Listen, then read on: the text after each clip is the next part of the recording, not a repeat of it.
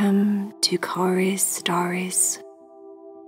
Are you ready to meditate with Cory?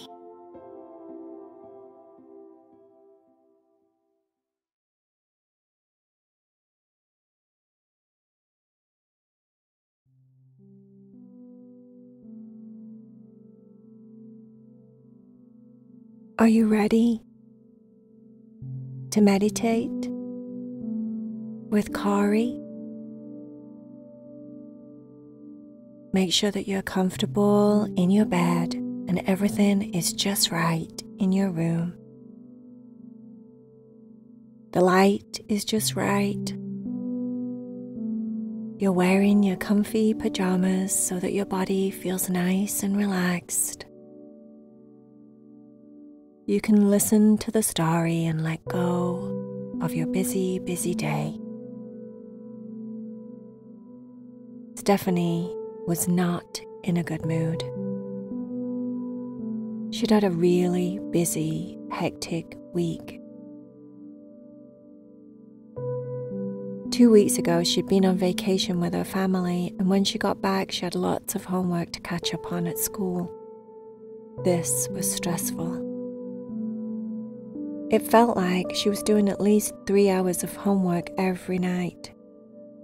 She didn't get to do anything fun. It was every night after school, catching up. She'd missed a couple of tests that she couldn't retake, unfortunately, and her grades had got lowered because of that. This was even more stressful for her. She didn't like it when her grades dropped because she always put extra pressure on herself. She wanted to do really good in school. She wanted to get good grades so that she could go to college, so that she could do what she wanted and be whatever she wanted when she grew up. But Stephany knew that she had to get good grades, do well in college, to possibly get the job that she wanted to get. So she worked hard. And this last week had been horrible.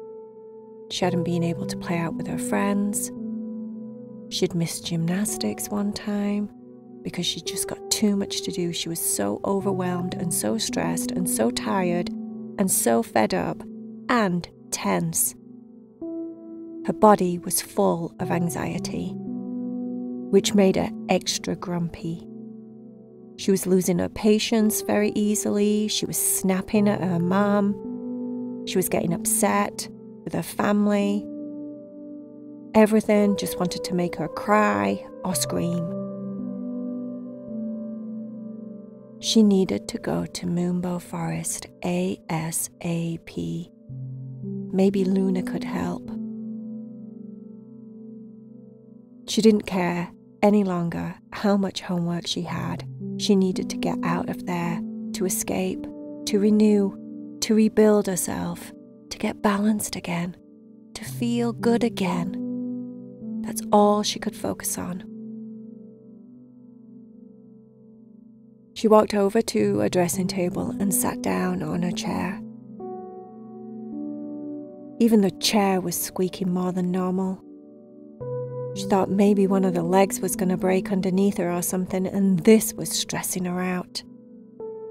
Why is it when you're stressed that everything just piles up? One thing after another. She pushed the noise of the squeaky leg on her chair out of her mind, opened her jewelry box, and pulled out her magical earrings. She didn't waste any time. She put the left one in and then put the right one in and sat there and closed her eyes. She stayed still and quiet so she could feel all the different sensations in her body. For some reason, today, her elbows tingled. Her elbows were tingling. And then that spread down her arms into her fingertips. The ends of her fingers felt like she got ants in them. They were very, very busy and bumbly and tingly, as if there were bees and ants buzzing right there in her fingertips. Her nose started to tickle. She reached up and scratched the tip of her nose, and then she sneezed. And then she saw the veil. The veil between this world and the world of Moonbow Forest. Her favorite place to go. She stood there and looked through the curtain, shimmering just like it always does, transparent enough to be able to see shapes and shadows through it. She pulled the curtain to one side with her left hand and stepped onto the grass. She felt the prickly but soft and spongy grass underneath her feet and smiled internally. Nothing changed on her face, she just could feel this warm, glowing smile happening inside of her body without even trying, as if the energy in the grass was instantly pouring into the bottom of her feet, making her feel grounded and safe and happy and secure, already, instantaneously. The magic of grass, she thought to herself, how wonderful. She wiggled her toes and pulled at the grass with her toes. It was so spongy and thick, it felt like a big plush carpet. And then she looked up and looked around. She was right there, like she always is, in the opening of the forest. She spotted Luna straight away. Luna was reaching up, trying to nibble some of the leaves in one of the trees. Stephany shouted, "Luna!" And Luna looked at her and smiled. Stephany ran over to Luna. When she got to her, she put her arms around Luna's neck and pulled her head down, rubbed her forehead on Luna's forehead and connected with her for a second. She took a big deep breath, her eyes still closed. She inhaled Luna's fragrance. Luna smelled like unicorns, candy floss, and white chocolate chips. Stephany opened her eyes and pulled back and smiled at Luna, the biggest smile. "Oh, I need this place so much," she said. "I have had the worst week of my entire life. I am so tired and so stressed." Stephany started to tell Luna about her crazy workload from school because she'd been on vacation, and how she'd had so much homework. And it was just horrible, horrible, horrible. When she'd finished telling Luna everything, Luna said, "Climb on my back. Let's see if we can fix this, shall we? I'm going to take you to a very special place here in Moonbow Forest that you've never been to before." Stephany climbed up onto Luna's back and grabbed a hold of her mane. She was excited. Ooh, a new place. It seemed like Moonbow Forest was never ending. Surprise after surprise after surprise. Luna took a couple of steps forward and then started to fly up into the sky. The wind was blowing through Stephany's long hair. She closed her eyes and took a big deep breath, as if she was standing by the ocean or something, and the waves and the wind were blowing at her, washing away all of her cobwebs, all of her stress, all of her worries. She already felt 10 million times better just being there with Luna.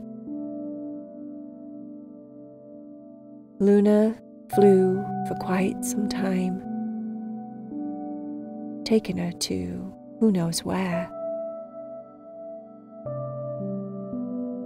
They started to fly over a field of pink flowers. It looked like a pink carpet down below. There were so many pink flowers. And then from where they were up above, Stephany could see that there was a big, giant, purple-looking flower in the middle of all of the tiny pink flowers.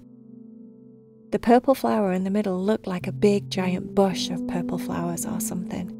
She couldn't quite tell from up above where they were. But that's where they were going, because Luna started to fly down, closer, towards the purple, what looked like a bush of purple flowers.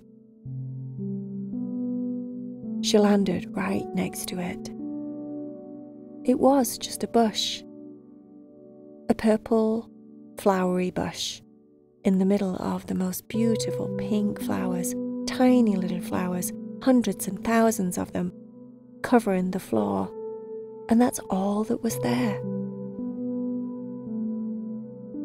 Luna said, "Sit down." She motioned her head in the direction of the purple bush. Stephany felt a little bit confused. "I'm supposed to sit on this?" she said. "Yes," said Luna. "Make yourself comfortable." "Where are we?" said Stephany, as she was climbing up onto the bush. When she sat down on it, it was surprisingly comfortable. It felt like a giant beanbag or something. It all kind of curved and squished and moved around her body until she felt she was completely enveloped in this purple bush that smelt like lavender. She took a big, deep breath. "Oh, it smells so nice," she said. "So relaxing." "Exactly," said Luna. And then Luna made a whistle sound, as if to say, "Attention, please." She did it again. Stephany looked around, and all of these pigeons started to fly from gosh knows where towards Luna and Stephany and the purple bush. Some of them were carrying things in their beaks. Some of them were all grouped together carrying big items of things with their beaks, as if whatever they were carrying was too heavy to carry alone. Luna said, "These are the petty pigeons." The pigeons, about 5 or 6 of them, started to take off Stephany's trainers. They were pulling on the laces, and then they pulled them off one by one and threw them on the ground, and then with their tiny little beaks they pulled off her socks and exposed her toes to the world. "What are they doing?" said Stephany. One of them was quite ticklish, and it made her giggle, and she said, "What's it doing? Is it tickle? Why are they tickling my feet?" She didn't quite hear what Luna said, but then it registered. Petty pigeons. Pedicure pigeons. "These are pedicure pigeons?" Stephany said to Luna, and Luna just smiled and nodded. About 15 of the pigeons put a big tub of soapy warm water underneath Stephany's feet.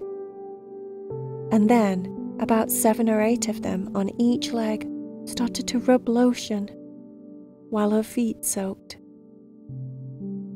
The lotion felt cool on her skin, which was nice because it was warm. It was a nice warm day there in Moonbow Forest. And then Luna did another whistle. some tiny, tiny little birds flew from nowhere. "These are the finch facials," she said to Stephany. "The tiny little birds that got things tied around their waist, like belts where they were keeping little tools and creams and potions and things." And they all started to go about giving Stephany a facial.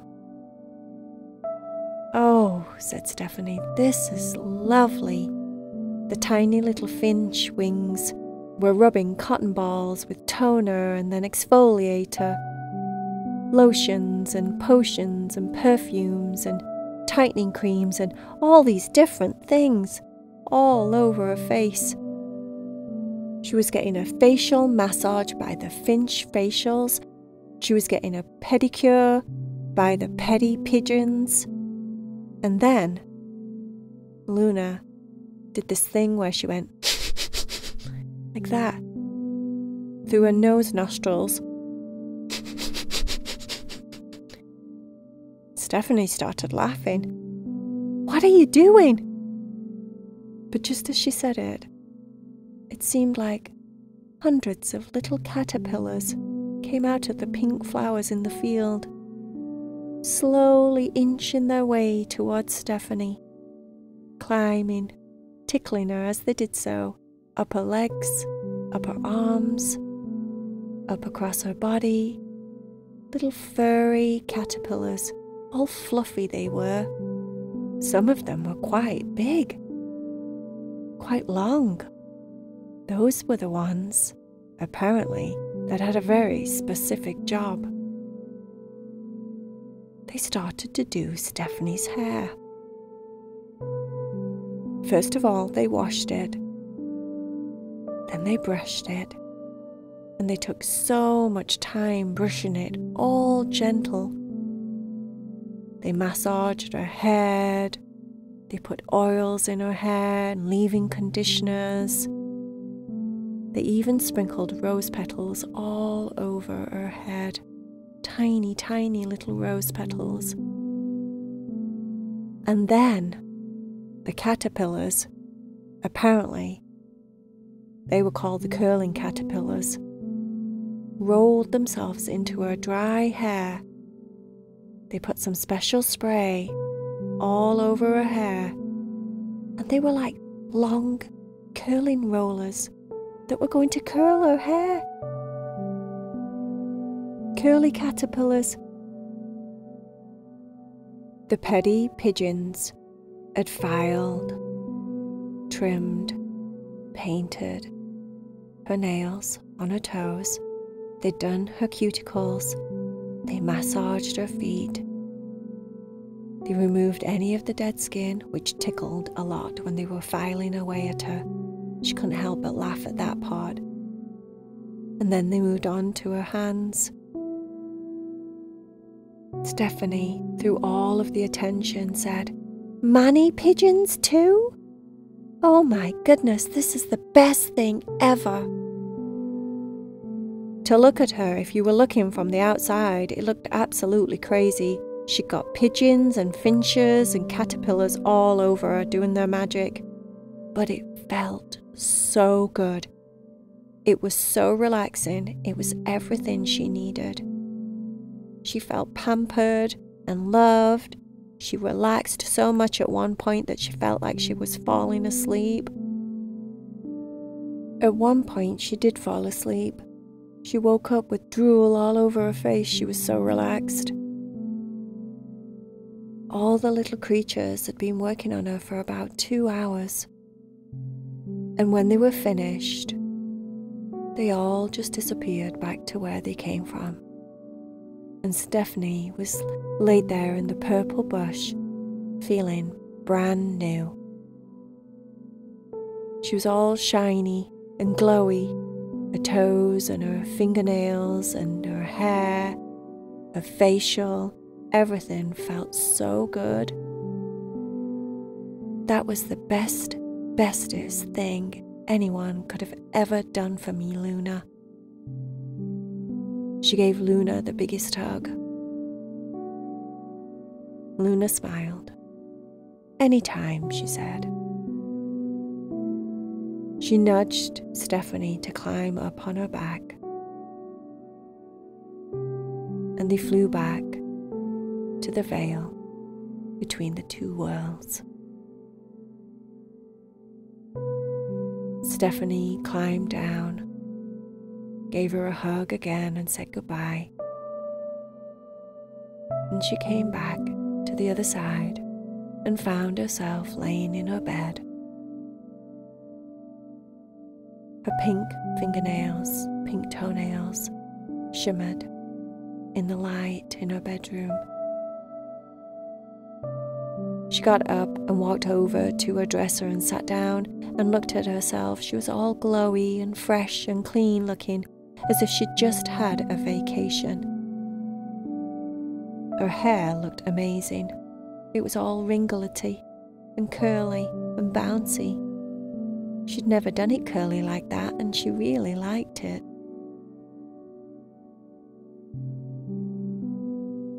She took off her magical earrings and put them back in her jewelry box. Until another time in the future. The end.